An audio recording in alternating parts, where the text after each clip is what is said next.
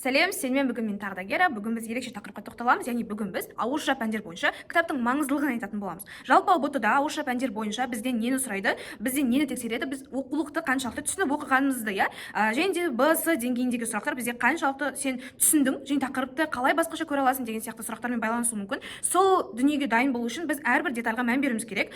Бізде тарих бар, әншейін ауызша пәндердің өзі негізгі пән. Және де одан бөлек таңдау пәндер ауызша оқушылар үшін кітапты оқу шамалы қиындық соқтыртуы мүмкін. Сондықтан да бүгін мен 5 кеңесіммен бөліскім келеді, және де олар сіздерге пайдалы болады деген ойдамын. Сондықтан да видеоны до конца көруге кеңес беремін, олай болса кеттік.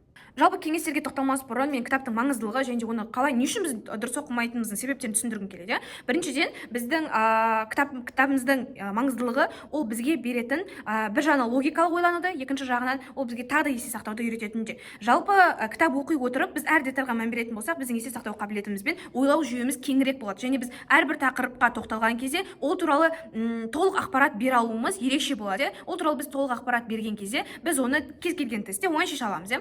Және де адамдар неге кітапты дұрыс оқымайды? Себебі ол мақсатсыз оқу. Көп адамдар кітап оқып отқан кезде бүгін осы апта осындай тақырыптар беріп оқу керек. Қалай оқысам болады, слишком ұзақ қой деген сияқты нелер болуы мүмкін. Ол, яғни сен тек оқып шықсаң болды деген мақсат. Оның сенің дұрыс мақсатыңның болмауы, сен кітапты дұрыс оқымауыңда фокус бөлмеуіңе әсер етеді. Келесі үлкен мәтіннен қорқу, мысалы, аптасына бір 17 тақырып берілді дейді. Аптасына 17 тақырып берілді, уже сен қорқтың. 17 тақырыпты мен қалай үлгерем 5 күнде деген секілді, сол секілді дүниелердің қорқудың дым қажеті жоқ. Оларды қазір айтып беретін боламын. Және де уақытты дұрыс жоспарламау, яғни сен кітапқа бөлінетін уақытты дұрыс жоспарламайсың. Мысалы, бір параграфқа 10 минут деген секілді уақыттар дұрыс қоя білсең, сенің оқу процесің больше жеңілірек және де жоспарланған түрде салмақты болады. Сол үшін оған мән беру керек. Келесі қызығушылықтың төмендігі, яғни сенің қызығушылығың ол пәнге дұрыс ашылмаса, демек сен ол тақырыпты аша алмайсың, ол тақырыпты до конца оқи алмайсың деген секілді дүниеге тоқталсақ, өте керемет болар еді. Енді біз кеңестерімізге жүгіне беруімізге болады. Яғни бірінші кеңесім ол мақсат қоя отырып, өзіңе сыйлық беру. Мысалы, саған күніне 5 параграф оқу керек па, бөліп қойғаның бойынша, және сен ол тақырыпты оқу үшін чуть мотивацияң жетпей тұр, ерініп тұрсың, және сен не қалап тұрсың именно ішіңде. Мысалы, TikTok көргің келіп тұр, 10 минут болсын, и сен 5 параграфты оқып таста, содан кейін мен 10 минут болсын, TikTok көріп тастайыншы, не қызық болып жатыр деген сияқты дүниелерді сен ашып қарастыру үшін бірінші мақсатыңды өзің орындайсың, және де соған байланысты өзіңе сыйлық жасайсың. Бұл жалпы тек кітап оқуда емес, сен өзіңе ерініп тұрған кезде осындай бір мотивация беру мақсатында жасалынатын дүние деп қарастырсақ болады. Келесінде ол кітапты түгел оқу қиын, ол барлығымызға осындай кітаптар беріліпті, оның бәрін қайтып оқимын деген сияқты барлығымызда болатын дүние, менде де болған. Сол үшін оларды бөлімдерге бөліп тастау керек. Мысалы, биологиядан алатын болсақ, жасушалық биология 7 класс, 8 класс, 9 класс, 10 класс, 11 класс болуы мүмкін. Осы класстар аралығында сен осының барлығын 5 күнге бөліп тастап оқуыңа болады. Оның ішіне ары кетсе бір 7 параграф болуы мүмкін. 7 параграфты күніне оқитын болсаң, оның өзі өте тиімді болады. Сен уже бір күнде бір бөлімнің бір классын аяқтап тастадың деген секілді. Және де тақырып бойынша белсенді байланыс. Мысалы, қарастырып көрейік.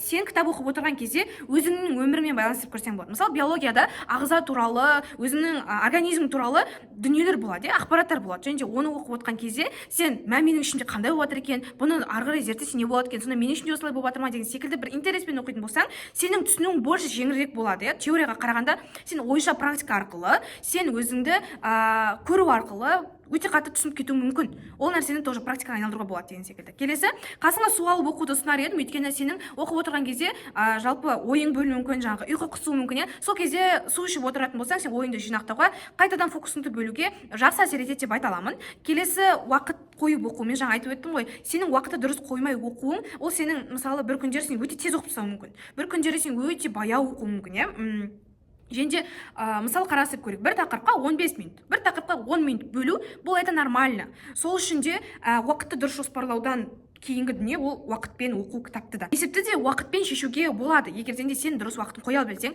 өзіңді қанша уақыт шығаратынды, қанша уақыт оқитынды біле алсаң жеткілікті. Менің кеңестерім пайдалы болды деп ойлаймын. Бұлар өте қалай айтады, всегда естіп жүрген сөздер болуы мүмкін, біреуіне таныс емес болуы мүмкін. Сондықтан міндетті түрде қолданып көруді ұсынар едім. Жалпы қорытындылай келе мен не айтқым келіп отыр? Жалпы сонымен біздегі кітап ол оқу құралы емес, жай оқу құралы емес, ол бізге ұбт-да беретін бірнеше балдың артында грант жатыр, соны да ойлауымыз керек. Және де кітапты дұрыс оқи білсең болғаны, сенде уже бал бар, міндетті түрде нәтиже шығады. Және де ең бастысы жалпы көп оқу емес, күніне көп параграф оқып тастау емес мақтану үшін, немесе өзіңнің эгоңды көтеру үшін емес, ол тиімді оқу. 2 параграф оқысаң да сен ол туралы білімің жеткілікті болу керек. Оқыған дүниеңді жеткілікті түрде біреуге айтып бере алатындай дүниең болу керек қой. Және де оны сен тестпен де шешең болады деген секілді.